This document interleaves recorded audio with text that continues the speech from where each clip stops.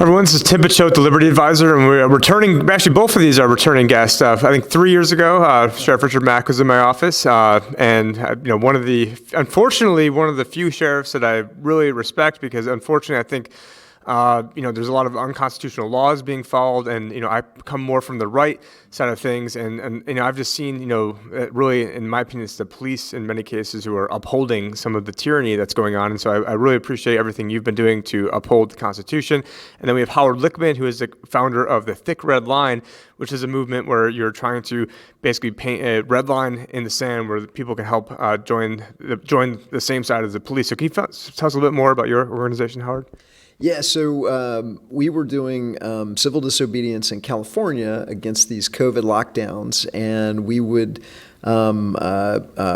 reclaim beaches, we would try and reopen restaurants, and police officers would come up to us, and they did not want to be doing this. I mean, they did not want to be, enforcing these laws, and they would say to us, hey, we don't want to be doing this, but like, what can we do about it? And I just had kind of like a little bit of an epiphany, and I said, well, the thing that you guys are going to need to do is you're going to have to get together collectively, and you're going to have to get the whole department, because if it's one at a time, then they can be fired, they can be, punished and reprimanded. But if they all lock arms, and hang together or hang separate. Hang together, hang separate. If they all lock arms and say, we're not going to enforce these victimless crimes, then there's nothing the politicians can do. And so it really is, right now, it's the police don't want to be doing it. The politicians are forcing them to do it. And so if they lock arms together as a department, in some cases it may be because they've got an honest sheriff like Sheriff Richard Mack, or it may be because the city council says, hey, we don't want our protectors raising revenue on our friends and neighbors, or we don't want them doing tyrannical laws, or whether it's the police officers or sheriff's deputies themselves getting together and locking arms and saying, hey, we're not going to do this. If they all do it together, there's no way the politicians can force them. So we're kicking off a campaign, we call it the Thick Red Line Project, where we've got cards for cops, and we've got a handbook that explains what victimless crimes are, and gives them some tips on how to organize their department, whether that person is a concerned citizen, it's the sheriff or the police chief, or it's deputies or officers within the department. How do you do it so that you're only protecting life, liberty, and property, and you're not raising revenue on your friends and neighbors, or enforcing the edicts of a tyrannical government based on suspicious science and disease models that have already proven to be flawed? Yeah, and one of the reasons why we want to have both of you here together is because is it the Constitutional Sheriff? Can you tell us a little bit about your organization? I can't remember off the top of my head. It's Constitutional Sheriffs and Police Peace Officers. Yeah, it's very similar. So the whole thing, I hope we create a huge movement with Thick Red Line, Oath Keepers, Constitutional Sheriffs Association. It's all about waking cops up to their duty and to their oath of office. And let's follow the Constitution. You know what it is? It is a crime if you swear an oath and intentionally break it. That's perjury. Might not be a victim on that one either, I guess, but if you ask me, they need to be held to that. The law, and I totally support Article 6 that requires the oath.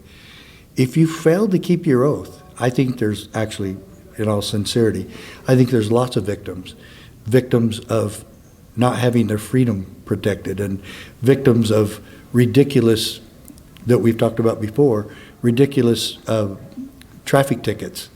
And I think that's one of the greatest abuses that have ever been perpetrated on the American people. And it's simply what I've called taxation through citation.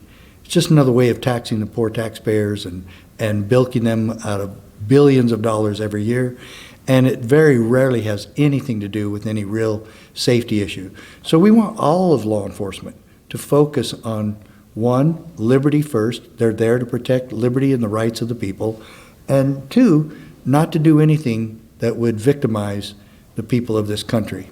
And I believe that traffic tickets are a huge abuse.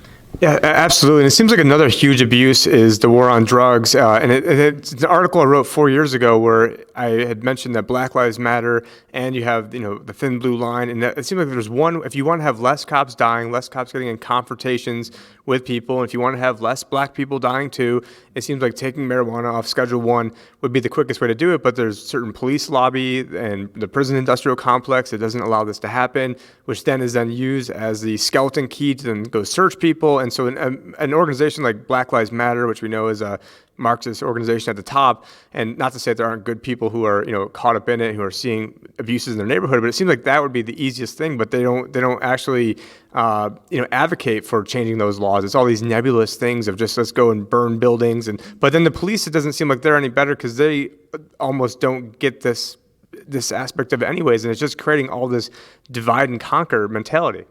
Well, it is, and I really object to anyone who says that marijuana should still be a Schedule I drug. Ridiculous.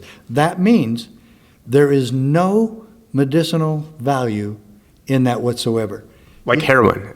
Yeah, and yet, well, that's part of the problem. Opiate drugs are actually okayed readily by the FDA. The FDA okays those time and time again for doctors to prescribe. But if you try to go get some hand lotion that helps with arthritis that has THC in it, then you've committed a crime. No, ridiculous. And see, that's the problem. If we're going to respect the laws have got to be respectable. Yeah, well, that's my point too. And so one of the things that we're trying to do is we're trying to educate sheriffs and police that there's natural law and there's man law, and if you're going to draw the thick red line, the question is, where do you draw it? Do you because it has to be logical, it has to be moral. And in natural law, there's kind of 5 main transgressions. There's murder, there's robbery, there's extortion, rape, etc., theft. These are all obvious crimes because there's a victim, and those things are obviously wrongs. And so many people don't understand the word right is anything that's not a wrong. And so if right now the police are being pressed to do more and more tyrannical things. They're now red flag laws. They're now being, which is a stealth gun confiscation. We're just going to do it one by one. Take the guns first. Take the guns first. And so obviously you can't use man's law because then, Jim Crow and fugitive slave laws are fine. So where do you draw that thick red line? It really has to be, there's a 1,000-year tradition in natural law, no victim, no crime, and then that gives equal rights for everybody. So we're almost like an equal rights movement. I don't have the right to tell you how to live your life unless you're hurting somebody else. And when I say hurting somebody else, there has to be a victim or it's not a crime. That's got a 1,000-year legal tradition in natural law. That's easy. Anybody can understand that. And if we're going to encourage the police to draw a thick red line, that's really where it has to be. That's the logical. That's the moral place. And then not only do you get rid of the drug war, but and it's 80,000 SWAT team raids a year and throwing people into peaceful people into for-profit prisons where they're civil asset forfeiture, but you're going to get rid of COVID, lockdowns. It solves almost everything. It restores peace to the streets, and it instantly restores respect for the police, because nobody has a problem with the police when they're protecting life, liberty, and property. It's only when they're enforcing tyrannical edicts, they're searching cars looking for, a payday bonanza and civil asset forfeiture, or they're doing taxation through citation and raising revenue on their friends and neighbors. And that's why people don't like the police. And so if the police all lock arms together and say, we're not going to do it, let them keep their jobs, but don't defund the department. Let's just stop them from doing the things that cause racial and societal division, and only focus them on life, liberty, and property. And then it breaks the backs of drug cartels. It breaks the backs of pimps. It saves the taxpayers money. just boom, overnight, and restores respectability to the police. Yeah, and I just want to tell a really quick story. So about 2 years ago, I was cycling in Phoenix, Arizona, where it's pretty hot, and that goes without saying. And I was a few miles from my house, but I was in an area where there's no way I could turn around. It would have been like a 40-mile detour. I had hardly any water on me, and I come up to an accident, and there's only one other person, and there's a cop at the accident. So I'm tiptoeing. I'm in spandex. I mean, I couldn't have been like any kind of hands already up. I couldn't have been any less threatening. And I've actually been awarded by Sheriff Joe for risking my life to go save actually an illegal alien. So I don't know if anyone else has an award from Sheriff Joe for saving an illegal alien. I might be the only person for that. And so that would happen at Lake Pleasant. Here I am on Lake Pleasant Parkway, and I'm trying to see, okay, well, maybe there's only one cop there, and what if there's 3 people bleeding out, and what if they need help? And so I'm quietly kind of surveying the scene and trying to get around the accident because I'm just on a little bike. And next thing I know, I get bum rushed by this cop, and where he throws must have 50 F-bombs, and this is my effing scene, and what the F you think you're doing, and who the F do you think you are? And I'm trying to say, like, listen, I've actually brought someone back from the dead just a few miles away from here. I wanted help, and he's just berating me, and I thought like I was going to get shot or something. And so you have people on the right, and I never filed any complaints because I know how that works. I know how they all protect their own, and I've been down that road before, but I've never been charged with anything. I've been awarded as a hero before, and if it wasn't for being on my way to a marriage counseling thing, which my future ex-wife was going to kill me if I missed that, I would have probably put up a stink. But when the average person like me gets treated like a slave for no reason at all. I mean, I was there to see if someone needed help, and then the response I got from the right was, well, you didn't get shot, so quit being a what. And so now it's like even people on the right are making lives more difficult for the cops because unless I get shot, I'm not allowed to say anything. And then I think that also goes to like the militarization of the police. So I mean.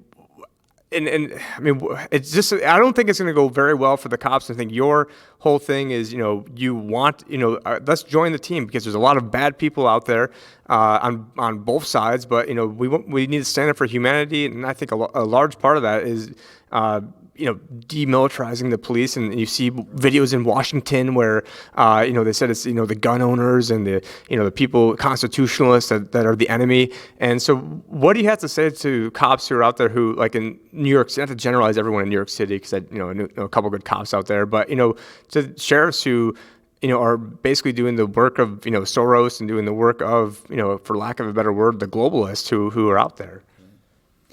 Yeah, I think there's way too much of that, and the cops just need to take it easy. And is that a New York saying? Take it easy, and they really do.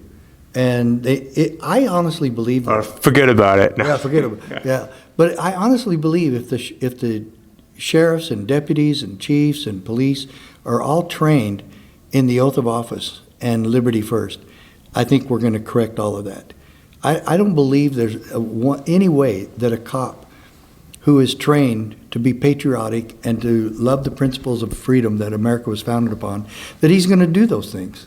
And I think it's going to strengthen the thick red line, and I think it's going to strengthen Oath Keepers and the CSPOA and all of this movement to get sheriffs and cops on board the freedom train. What do they know what their role is in our government? Do cops really know and understand their role? They think it's writing tickets and going after druggies. Is that it? Is there more?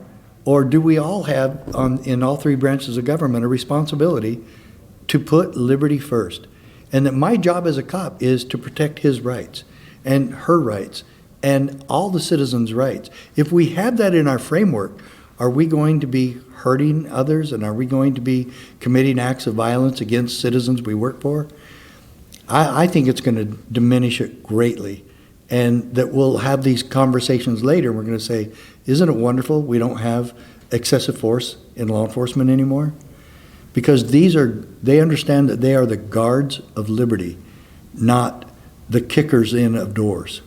Did you happen to see the video recently of Trump's former campaign manager, I think Brad Parscale, and they went to, and I'm not saying he's a good guy or anything, I don't know the backstory, but, he seemed like he was there talking, to the police officer without, it didn't seem like he's a big risk, and next thing you know, he's obviously impaired, and they give him about 2 seconds to act, next thing you know, they tackle him to the ground, and it seemed like that didn't really need to happen, and that's happening to Trump's former campaign manager, who also had his guns taken, and so, I mean, to a situation like that, do you think it needed to be escalated like quite that dramatically? Not even, of course not. It didn't.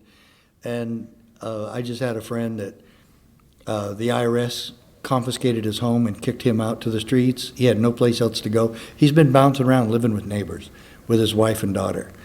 And then the home was empty, and he already had the home paid for. So he moved back in. And was he supposed to? Technically, probably not. Morally, he was probably fine. It was his home. He paid for it. The home was paid for. He dedicated his life to pay for that home.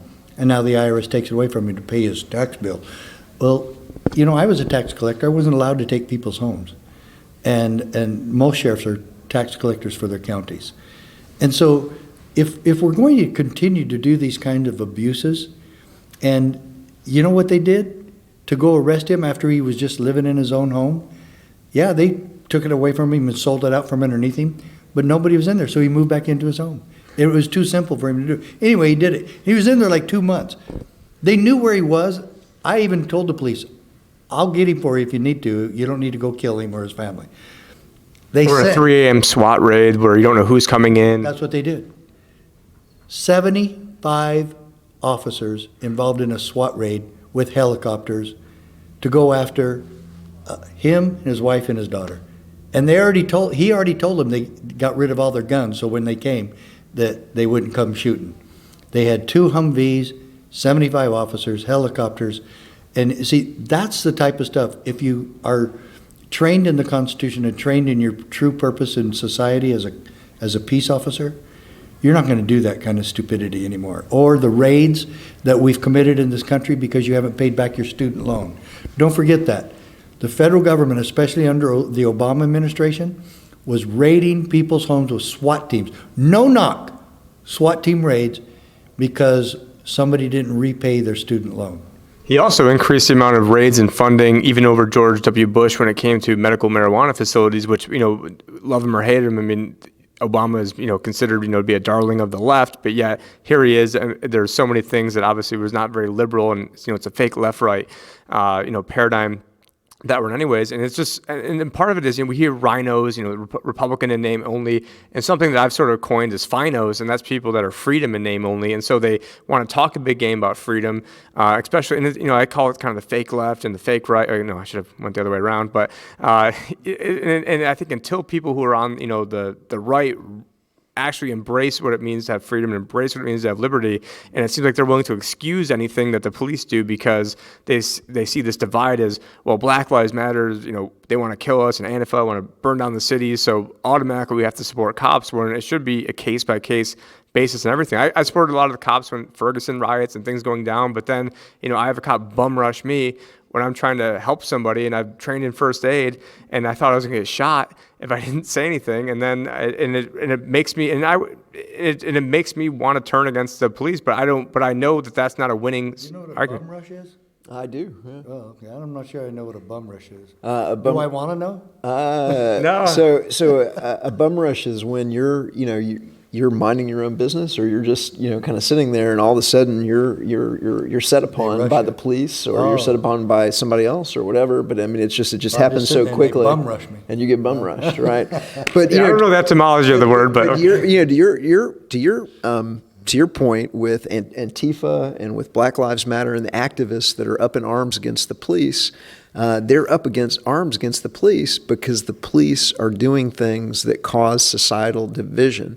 With the war on drugs, people of color are being disproportionately targeted, especially in the South, especially in other places where they're justifiably upset with the policies that are going on. And so if you want to get rid of the racial division and the societal division, you have to put an end to the policies. Now, the legislators and the politicians that make all of these campaign promises and then expect it to back it up with the police going out and raising revenue on the population or whatever it is, they're the real problem. The police don't want to be doing this. Like I've spoken to police officers. I've spoken to dozens of police officers. Sheriff Mack's probably spoken to even more than I have. And I mean, would you say that they want to be raising revenue on their friends and neighbors? Most don't. Right. And so if And it's also a black hole where the money is made out of thin air. We're at Jekyll Island right now, which is the epicenter of all this. There's and with the cops' pensions, you're creating this tyrannical system where your pension is not going to be worth anything. Like, okay, you might get $50,000-$80,000 a year 20 years from now, but that money is not going to buy you anything because you're helping guard the criminals. And I just want to let you guys be able to plug your websites and places people can find you, because we are coming up to the dinner, and I know that we're all hungry, so I want to respect your time. But Sheriff Mack, where can we find more about your organization and more about you? Well, Howard did remind me one other thing, and that is our incarceration rate in America is absolutely pathetic.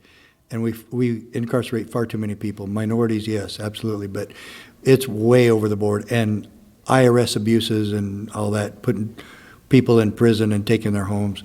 We really need to pay attention to that abuse. But thank you for the interview, and CSPOA.org, Constitutional Sheriffs Peace Officers Association, CSPOA.org. Thank you. And for your organization? It's thickredline.org, and you can get our handbook, and you can get instructions on how you can encourage the police and the sheriffs in your town and community and get them thick red lined, and which you can get to your elected officials and get to citizens activists so that they can get their communities thick red lined so we can stop all the violence. Thank you, gentlemen, for all the work that you're doing. Thank you very much. Everyone, this is Tim Picciott, the Liberty Advisor. I'm a financial advisor who actually gets it. I've been red-pilled. I'm actually just coming from the Red Pill Conference. Right behind me is the Jekyll Island Club, which is where the plan for the Federal Reserve was hatched in 1910. That was ultimately put into place December 23rd, 1913. And if you're working with an advisor that doesn't know any of this stuff, doesn't get it, and maybe he lost you 15% when the market went down in March, maybe he lost you 30, 40, 50, or maybe if you're in a spot where you had an advisor that did not know what was coming, that was not making videos about what was coming, how do you think they're going to protect you in the future? This is a warm-up act for ultimately what's coming when the currency is ultimately destroyed. So again, I was on video, uploaded a video right before the day before the stock market high on February 19th, where I gave a little gave a little GoPro video like I'm doing right now, where I listed the different reasons why the stock market was a bubble, and more importantly, what you could do about it. Now, what makes myself different and my firm different than most people out there is that most people, who've been very bearish, they didn't make money in 2019, they've been losing money for 10 years out there. A lot of us can think of the names of people who are like that, but we made most of the gains in 2019, and then when everything was collapsing, barely lost any money at all during the worst of it. So how many people out there could say that? And so, a lot of you took a big roller coaster ride on your money, and if you're 55 to 65, you're in that retirement red zone, as Prudential likes to call it, you can't afford to take any gambles this close to retirement. There is a notion out there called sequence of return risk, where it is the notion that the average return in retirement is actually not as important as the order of your returns. So if you're about to retire and you're down 20% year one, you're going to have to gain 42% over the next 3 years to get back to even, assuming you're taking a 4% withdrawal. So if you got $1 million, you're taking $40,000 out per year, your $1 million turns into $800,000. Well, because you're taking out that $40,000 per year, the math changes a little bit, and now you actually have to go up 42% over those next 3 years to get back to even.